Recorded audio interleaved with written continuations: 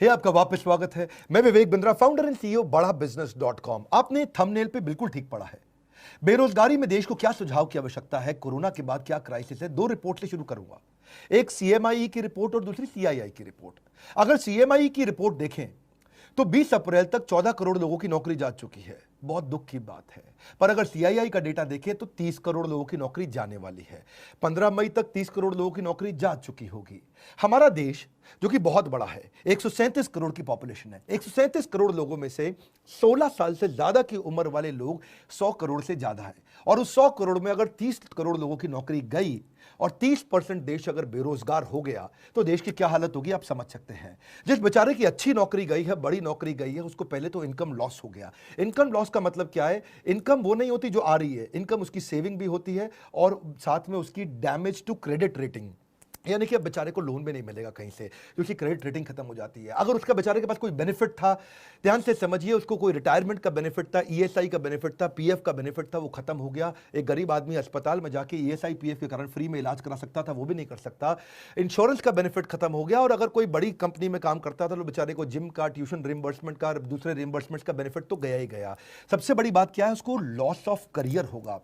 जो white collar job होती है, पढ़े लिखे लोगों की जॉब होती है, अगर उनके रेज्यूमे के अंदर जो सीवी होता है उसमें अगर गैप आ जाए तो बेचारे को अगली जॉब में कन्विंस करने में बहुत दिक्कत आती है। हम भी महसूस करते हैं। कोई 2 साल घर पे खाली बैठा है और रेज्यूमे में दिखाता है मैं 2 साल से खाली बैठा हूं, तो लोग एक्सप्लॉइट करते हैं उसको। अगली जॉब बेचारे को कम तनख्वाह पे ज्वाइन करनी पड़ती है उसको, या फिर इंडस्ट्री पूरी तरह चेंज करनी पड़ जाती है। भाई पैसा चाहिए, कहीं भी नौकरी दे दो मुझको। अब उसके जो गैप है रेज्यूमे के कारण पूरा करियर मोमेंटम बर्बाद कर देता है। सबसे बड़ी बात क्या है? उसका फिजिकल और इमोशनल हेल्थ खत्म हो जाता है। आपको समझना पड़ेगा वो होपलेसनेस, वो जो डिप्रेशन, वो जो वरी, एंग्जाइटी और फैमिली रिलेशनशिप का जो असर है बहुत बड़ा है।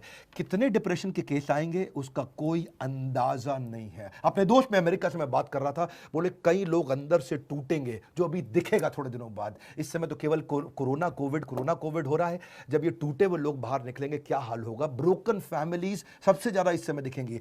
One of the top most reason क्यों डिवोर्स हो रहे हैं, बेरोजगारी डिवोर्स के टॉप मोस्ट रीजंस को कंट्रीब्यूट करता है। और जब डिवोर्स हो जाता है तो जुवेनाइल डिलिंक्वेंसी, यानी कि छोटे बच्चे आपराधिक वारदात में घुसते हैं। जुवेनाइल डिलिंक्वेंसी का मतलब है 14 साल से कम उम्र का बच्चा भी कोई ना कोई चाकू, छुरी, गलत काम, चोरी चक्कारी में पड़ना शुरू हो जाता है। इसका कारण क्या है? कारण बाद में, असर क्या है? परपर्टेड इंक्रीज इन क्राइम। अब अगर इतनी भारी मात्रा में लोग जब बेरोजगार होंगे, बेरोजगार को इज्जत से नहीं देखा जाता है। उसकी आस पड़ोस के लोग उसके बारे में क्या क्या बोलते हैं, अनएक्सेप्टेबल हो जाता है वो। ऐसा जैसे छुआछूत जैसा हो गया बेचारे के साथ। सोशली लोग उसको पसंद नहीं करते और सिग्निफिकेंटली ज्यादा राइज देगा ये क्रिमिनल्स बढ़ने में। क्योंकि जब इस तरह से बेरोजगारी होगी तो पैसा चाहिए, खाना चाहिए, पहले रोटी, फिर कपड़ा, फिर मकान, किधर से लेकर के आएगा वो? इस सारी समस्या के चलते जानते हैं क्या है उसका असर क्या आता है? वो सरप्राइज हो जाता है, बहुत हेल्पलेस होता है, एक शॉक में आ जाता है और अनवेल जैसे सिम्टम आने लग जाते हैं। बिना बात के उसको लगता है कि मैं बीमार हो गया हूं। इतना टायर्ड और एग्जॉस्टेड फील करता है ऐसा आदमी। मैं जब लोगों से बात कर रहा हूं, इमोशनली इतना स्ट्रेन फील कर रहे हैं, दूसरों पे विश्वास करना बंद कर देते हैं, गुस्सा, लॉस ऑफ इंटरेस्ट, मतलब हर चीज में स्ट्रेस। घर में तो कलेश बढ़ता ही है और साथ में इतना इरिटेटेड आदमी काम करेगा तो कैसे करेगा? आपको सबसे पहला काम क्या है?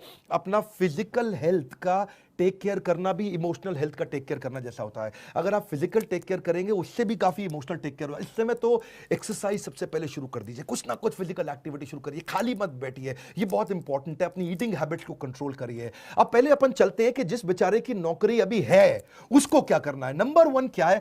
जिसकी नौकरी चल रही है, 2 हिस्सों में लेते हैं इसको, जिसकी नौकरी चल रही है या जिसकी चली गई है। अगर आपकी नौकरी चल रही है, पहली चीज वर्क फ्रॉम होम को सीरियसली ले लो भाई लोग। इस समय वर्क फ्रॉम होम का मतलब क्या है? मजा एट होम नहीं है। ये वो टाइम है जब आप अपने आप को स्ट्रैटेजी में इन्वॉल्व करो, सीनियर लीडरशिप के साथ कुछ ना कुछ मैसेज करने शुरू करो, टॉप लीडरशिप के साथ नेटवर्क करो, कुछ ना कुछ मैसेज करके उनको पूछो सर और कैसे कंपनी को आगे बढ़ाएं और कैसे करें। काम का जिक्र, काम की फिक्र दोनों करके दिखाओ। नहीं है तो भी करो। इस समय तो काम का जिक्र, काम की फिक्र दोनों करो। चुपचाप बैठ करके मैसेज का रिस्पॉन्ड डिले करना कंपनी के लीडर्स में शक पैदा करेगा आपके खिलाफ। स्ट्रैटेजी में इन्वॉल्व हो, ऑपरेशंस में भी इन्वॉल्व हो। देखो मार्केट में बेस्ट प्रैक्टिस क्या है, पढ़ो उन पॉजिटिव कंटेंट को जहां से लोग बिजनेस को घर से कैसे चला लेते हैं उसके बारे में समझो।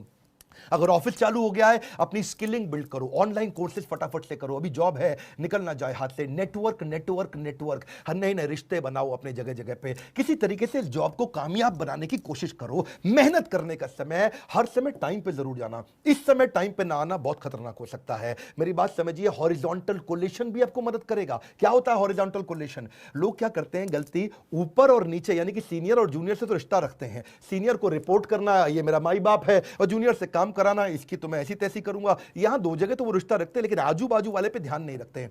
मैं बताऊं, आपको नौकरी से निकलवाने में ज्यादा काम सीनियर का नहीं होता, आपके आजू बाजू वाले का होता है। वही आपके बारे में रिपोर्ट करता है, सर घर में खाली बैठ के तनख्वाह ले रहा है, ये सारा काम तो मैं कर रहा हूं, क्योंकि उसको अपने नंबर बनाने हैं। इसलिए आजू बाजू में रिश्ते बनाए रखो, फ्लेक्सिबल रहो। नया काम भी आ जाए तो ये मत बोलना इस समय मेरा काम नहीं है, ये मेरा काम नहीं है। जिम्मेदारी की शक्ति को समझना पड़ेगा। हनुमान जी ने नहीं बोला था मैं जाकर के पर्वत से नहीं लेकर के आऊंगा संजीवनी बूटी लक्ष्मण जी के लिए, क्योंकि मेरा काम तो श्रीलंका के ऑपरेशन कोलंबो में रावण को निपटाने का था। उन्होंने नहीं बोला कि भगवान जब आपने ज्वाइनिंग कराई तो आपने मुझको थोड़ी कहा था ट्रैवल भी करो, तुम कोलंबो से काठमांडू जाओ, वहां से जाके संजीवनी बूटी लेकर के आओ। हनुमान जी को जो काम दिया गया वो करा। इस समय हनुमान बनने का समय, फ्लेक्सिबल रहो, कंप्लेन बिल्कुल नहीं करो, हर समय मदद के लिए तैयार रहो और जितना हो सके पॉजिटिव रहो। ये तो बातें थी जिनकी बेचारों की नौकरी अभी चल रही है, लेकिन जिसकी चली गई उसको सबसे पहला काम क्या करना है बता रहा हूं, बिल्कुल मत घबराना, जबरदस्त सुझाव दूंगा आपको। नंबर 1, पहला, थोड़ा फ्यूचर फोकस्ड हो जाओ। फ्यूचर फोकस्ड का मतलब थोड़ी अपनी प्लान कर लो अपने कैश को। आज तक सेविंग अकाउंट में, एफडी में सब मिला के, गोल्ड सोना गहना मिलाकर के कितना पैसा आपके पास पड़ा है, और कौन से दोस्त और कौन से परिवार के लोग हैं वो कितनी मदद आपको कर पाएंगे, और उससे कैलकुलेट कर लो कितने महीने आप घर को आराम से चला लोगे। इससे आपको रोड मैप मिल जाएगा कि इतने दिन के अंदर नौकरी चाहिए ही चाहिए। अगर आपके पास 4 महीने का पैसा पड़ा है, बिल्कुल मत घबराना, बहुत है, 4 महीने के अंदर अंदर आप दोबारा जंप मार लेंगे। क्यों घबराते हो? कंफ्यूज नहीं होना। दूसरा, इतना पर्सनल मत ले लो उस नौकरी को जाने को।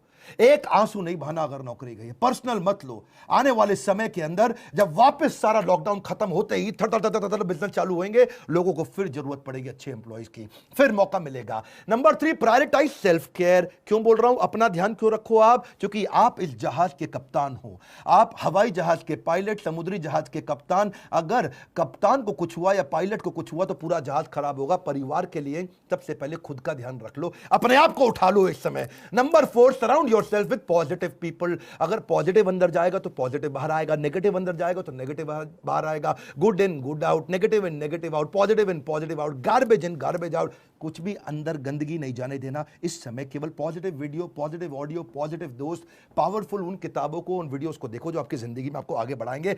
कोई क्राइम पेट्रोल नहीं देखना इस समय बैठ करके आपको। अगला क्या? Tap your old network. जितने पुराने दोस्त थे सबको अपना रिज्यूमे भेजना शुरू कर दो। दोस्त मेरी मदद कर यार, भाई बता यार, जितने आपके लिंक्डइन के प्रोफाइल थे, जो आपके सोशल कनेक्शन थे, जिसको जानते हो सबको रिज्यूमे भेजो। बताओ यार नई अपॉर्चुनिटी ढूंढ रहा हूं, बड़ी जंप लूंगा, बहुत मेहनती आदमी हूं, किसी चक्कर में कंपनी की गलती से मेरी नौकरी गई। अगला क्या है? आपको जॉब ढूंढने को भी जॉब की तरह करो। नौकरी ढूंढना भी ऐसे करो जैसे ये नौकरी है आपकी।